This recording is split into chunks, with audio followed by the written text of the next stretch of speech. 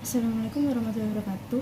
Saya di sini Bu Yusliana dengan angkatan 20 kelas 2B, program studi pendidikan matematika, Fakultas Keguruan dan Ilmu Pendidikan, Universitas Muhammadiyah. Video ini dibuat untuk mengisi ujian nilai semester mata kuliah Filsafat Pendidikan tahun ajaran 2020-2021 semester 2 dengan dosen pengampu Dr. H. Dadang Rahman Munandar, MPD. Ini kita akan membahas tentang elemen-elemen pendidikan dalam perspektif filsafat. Filsafat pendidikan. Filsafat pendidikan merupakan telaah kefilsafatan yang ingin menjawab pertanyaan mengenai hakikat ilmu yang ditinjau dari segi ontologis, epistemologis, maupun aksiologisnya. Institusi pendidikan. Institusi pendidikan dibagi menjadi tiga, yaitu keluarga. Dilihat dari segi pendidikan, keluarga merupakan satu kesatuan hidup atau sistem nasional, dan keluarga menyediakan situasi belajar.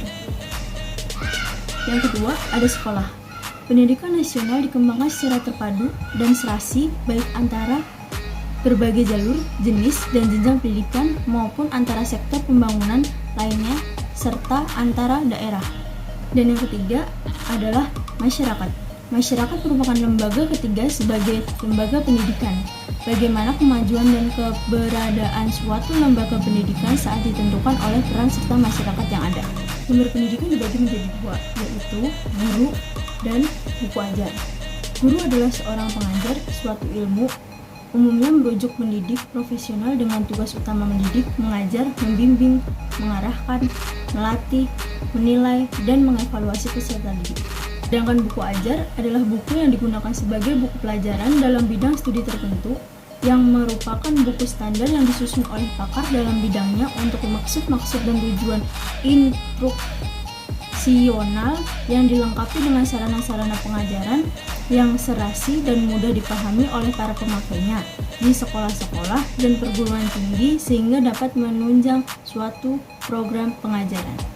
Lingkungan pendidikan.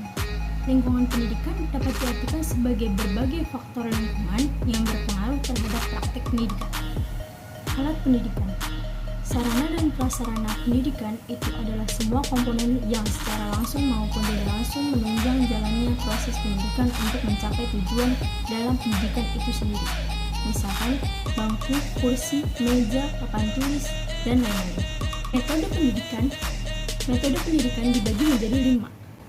Metode ceramah adalah suatu bentuk penyajian bahan pengajaran melalui penerangan dan penuturan lisan oleh guru kepada siswa tentang suatu topik materi.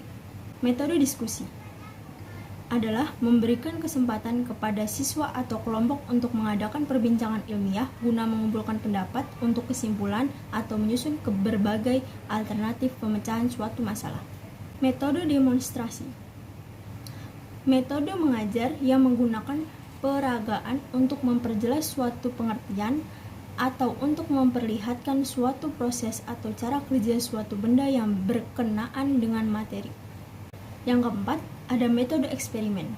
Suatu set tindakan dan pengamatan yang dilakukan untuk mengecek atau menyalahkan hipotesis atau mengenali hubungan sebab akibat antara gejala. Dan yang terakhir, ada metode karya wisata. Suatu cara penyajian bahan pelajaran dengan membawa siswa langsung pada objek yang akan dipelajari dan objek itu ada di luar kelas. Kesimpulan, 3 elemen penting dalam dunia pendidikan yaitu keluarga, sekolah, dan masyarakat. Hubungan antara ketiga elemen itu sangat berpengaruh pada proses perkembangan anak-anak didik dalam proses pendidikan. Ketiga elemen memerlukan adanya komunikasi baik agar bisa menyesuaikan cara belajar yang baik untuk meningkatkan motivasi anak untuk belajar lebih rajin. Jika komunikasi ini berjalan dengan baik, tentu bisa meningkatkan kecerdasan anak yang diinginkan baik dari orang tua maupun sekolah. Sekian video yang dapat saya sampaikan, kurang lebihnya mohon maaf. Wassalamualaikum warahmatullahi wabarakatuh.